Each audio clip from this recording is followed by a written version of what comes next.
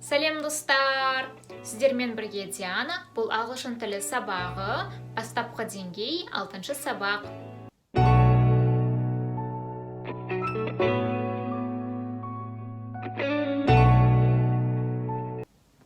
Бүгінгі сабақ тақырыбы present simple, яғни қарапайым осы шақ деген мағынаны білдіреді.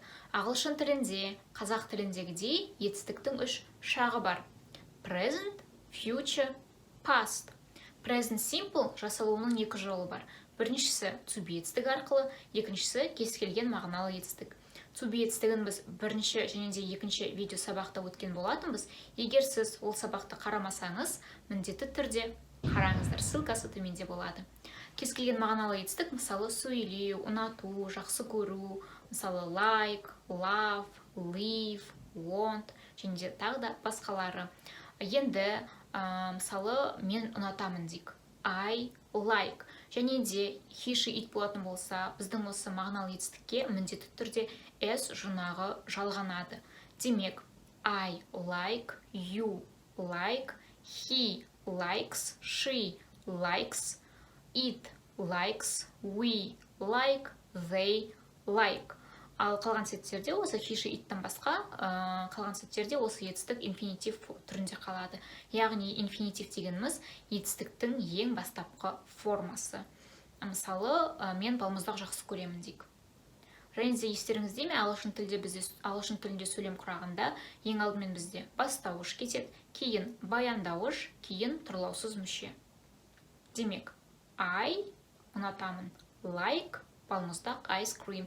I like ice cream. Және де бізде осы ice cream сөзімен ешқандай артикль керек емес. Себебі егер сіз бір затты жалпы түрде айтсаңыз, маған кино ұнайды, маған музыка ұнайды, онда ешқандай артикль қолданбайсыз. Оған балмұздақ ұнайды дейік қыз балаға. She likes ice cream. Бізге балмұздақ ұнайды. We like ice cream. Оларға балмұздақ ұнайды. They like ice cream. Келесі етістік speak, яғни сөйлеу деген мағынаны білдіреді. Мен қазақша сөйлеймін. I speak казах. Және де Казахстан бізде Қазақстан деген мағынаны білдіреді, ал казах дегеніміз қазақша деген мағынаны білдіреді. Демек, I speak казах. Мен қазақша сөйлеймін. Мысалы, Russia бізде Ресей, Russian, орыс немесе орысша деген мағынаны білдіреді. Ол орысша сөйлейді дейік ер балаға. He speaks Russian. Олар орысша сөйлейді. They speak Russian. Біз қазақша сөйлейміз. We speak казах. Келесі етістік бізде live, яғни тұру деген мағынаны білдіреді. Мен Қазақстанда тұрамын. I live in Kazakhstan. Және де осы жерде бізде in көмекші сөзі керек, ішінде деген мағынаны білдіреді бұл. I live in Kazakhstan. Ол Қазақстанда тұрады, қыз балаға. She lives in Kazakhstan. Біз Қазақстанда тұрамыз. We live in Kazakhstan. Ал енді біз болымды сөйлемнен болымсыз сөйлем жасау үшін бар болғаны do және де does көмекші етістіктерін қолданамыз. He, she, it болатын болса does, ал қалған сәттерде do және де not сөзін ұмытпаңыздар. Nottың мағынасы емес. Мысалы, маған балмұздақ ұнамайды. I do not like ice cream. Оған балмұздақ ұнамайды. She does not like ice cream. Және де do not-тың қысқартылған формасы don't, does not-тың қысқартылған формасы doesn't. Демек, бізге балмұздақ ұнамайды. We don't like ice cream. Оған балмұздақ ұнамайды. She doesn't like ice cream. Мен Ресейде тұрмаймын. I don't live in Russia. Ол Ресейде тұрмайды. He doesn't live in Russia. Мен орысша сөйлемеймін. I don't speak Russian. Ол орысша сөйлемейді. He doesn't speak Russian. Ал сіз егер сұраулы сөйлем жасағыңыз келсе, осы do немесе does көмекші етістігін сөйлемнің басына шығарасыз. Мысалы, he likes ice cream. Оған балмұздақ ұнайды, ал енді сұрақ қою үшін does he like ice cream.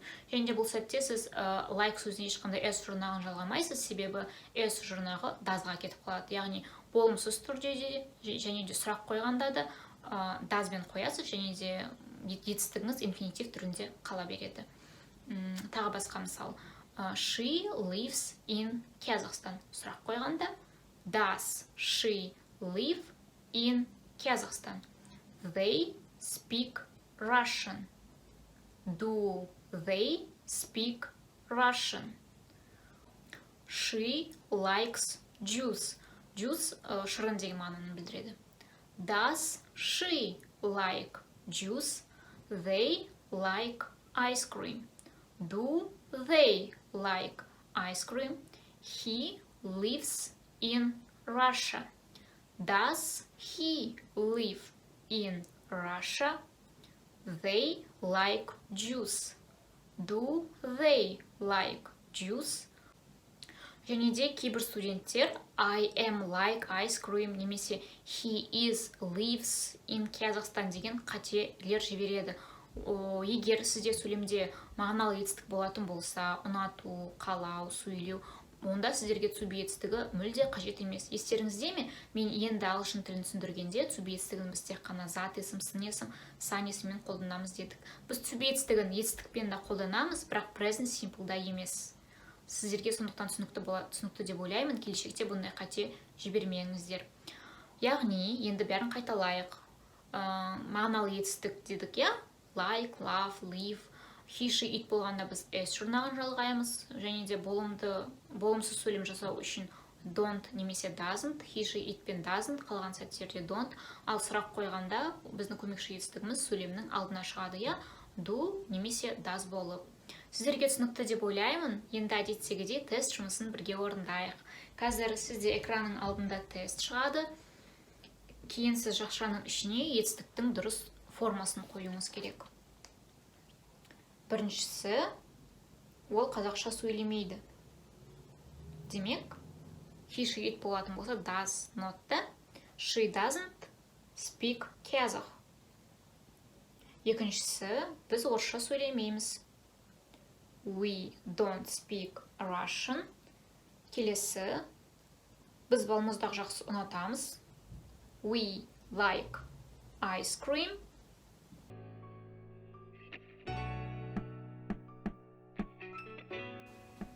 Достар, сіздерге түсінікті деп ойлаймын. Егер сіздерде сұрақ болса, комментарий қалдырыңыздар. Және де видеоға лайк басуды, сонымен қоса каналға жазылуды ұмытпаңыздар. Келесі сабақта кездескенше. Bye-bye.